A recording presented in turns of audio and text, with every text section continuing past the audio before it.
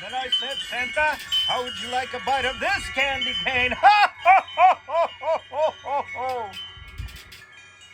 Oh, greetings, family members and children of all ages. It's time for the annual Compound Christmas Happy Hour read along. This year, How the Grinch Stole Christmas. A reasonable endeavor, I may add. How the Grinch Stole Christmas. How the Grinch Stole Christmas. For Teddy Owens, How the Grinch Stole Christmas. Every who down in Whoville, those loud, cantankerous monsters like Christmas a lot. Stink, stank, stunk. But the Grinch, who lived just north of Whoville, did not. The Grinch hated Christmas the whole Christmas season. Now, please don't ask why. No one quite knows the reason. It could be his head wasn't screwed on just right. It could be, perhaps, that his shoes were too tight. But I think that the most likely reason of all was that lousy Whoville and all their bullshit noise. May have been that his heart was 2 sizes too small, says you.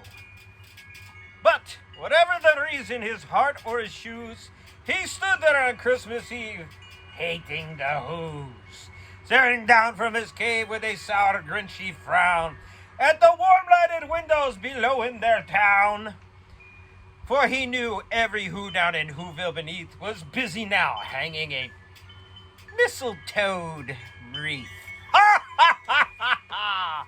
And they're hanging the stockings, he snarled with a sneer. Tomorrow is Christmas. It's practically here. Then he growled with his Grinch fingers nervously drumming. I must find some way to keep Christmas from coming. For tomorrow he knew all the Who girls and boys would wake bright and early. They'd rush for their toys. And then all the noise, noise. That's one thing he hated, the noise. Dad's favorite sound, silence! Photographs.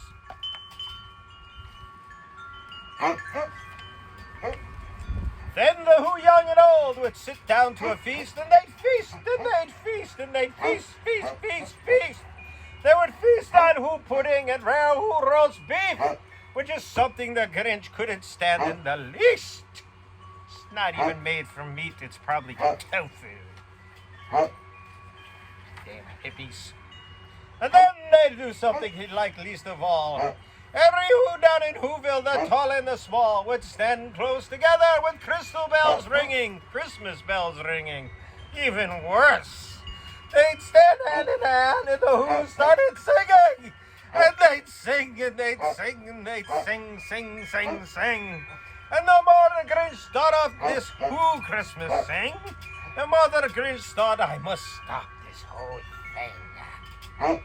Why, for 53 years I put up with it now. I must stop Christmas from coming. But how? Handsome man he is. Then he got an idea, an awful idea. The Grinch got a wonderful, awful idea. I know just what to do, the Grinch laughed in his throat, and he made a quick Santa Claus hat and a coach. Ha ha ha! And he chuckled and clucked. What a great Grinchy trick. With this coat and this hat, I look just like Saint Nick. All I need is a reindeer. The Grinch looked around, but since reindeer are scarce, there was none to be found. Did that stop the old Grinch? Ha ha ha! No, the Grinch simply said, if I can't find a reindeer, I'll make one instead. So he called his dog Dixie, then he took some red thread and tied a big horn on the top of her head. Then he loaded some bags and some empty old sacks on a ramshackle sleigh, and he hitched up old Max. His name's actually Max. Then the Grinch said, get up! And the sleigh started down toward the homes where thou what lay a snooze in the town? Who's last snooze in the town? Those who don't know what's coming down the mountain. All their windows were dark. Quiet snow filled the air. All the Who's were all dreaming sweet dreams without care. When he came to the first little house on the square, this is stop number one, the old Grinchy claws hissed. And he climbed to the roof, empty bags in his fists. He's up on the roof, yeah, yes, up on the roof. When this goes down, just a pop-a-doop down, and da-da-doo-doo-doo-doo. That's where I go, up on the roof. I'll steal all the toys from the stupid Whovilles. Yeah! There's more. Then he slid down the chimney a rather tight pinch, but if Santa could do it, so could the Grinch. He got stuck only once for a moment or two. Then he stuck his head out of the fireplace flue.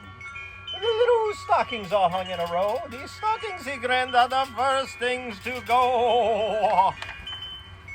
Then he slithered and slunk with a smile most unpleasant around the whole room, and he took every present.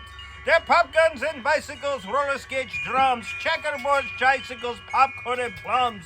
And he stuffed them in bags. Then the Grinch very nimbly stuffed all the bags one by one up the chimbley. The chimbley.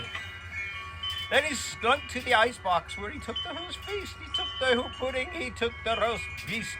He cleaned out that ice bag as quick as a flash. Why, that Grinch even took their last can of Who hash. Smoking's bad for you, you little hippies.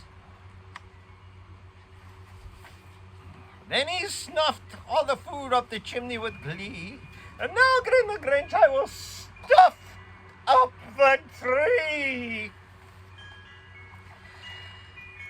I hope this doesn't end up with the Grinch in the emergency room having to have that removed. And the Grinch grabbed the tree and he started to shove. But he heard a small sound like the coo of a dove. He turned around fast and he saw a small Who, little Cindy Lou, who was not more than two. But the Grinch had been caught by this tiny Who daughter who'd gotten out of bed for a cold cup of tequila. She stared at the Grinch and said, Santa Claus, why? Why are you taking our Christmas tree? Why?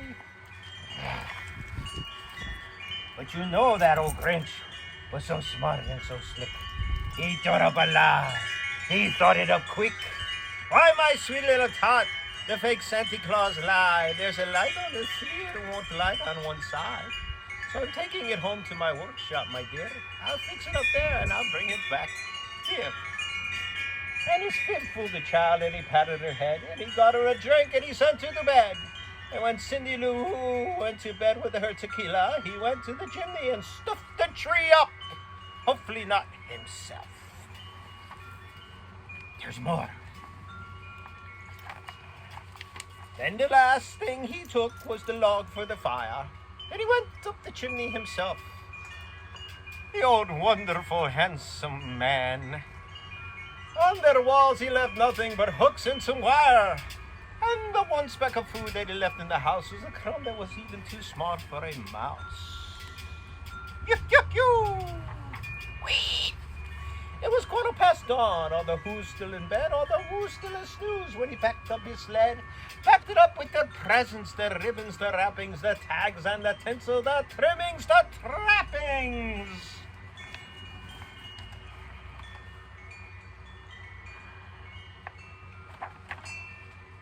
This is a page turner. 300,000 feet up on the side of Mount Crumpet. He rode with his load to the chip top to dump it.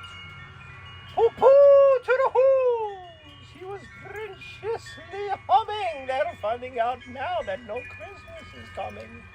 They're just waking up. I know just what they'll do. Their mouths will hang open in a minute or two. Then all Who's down in Whoville will all cry. Boo!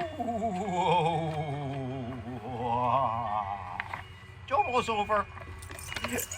She's had enough.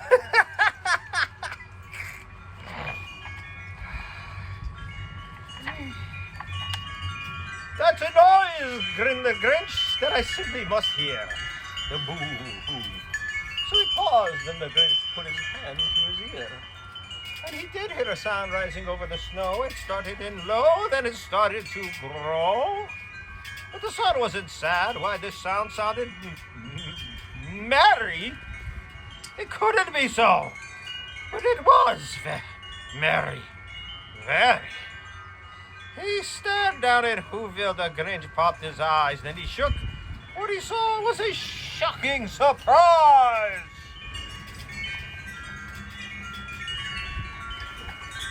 Every who that in Whoville, the tall and the small, was singing without any presents at all.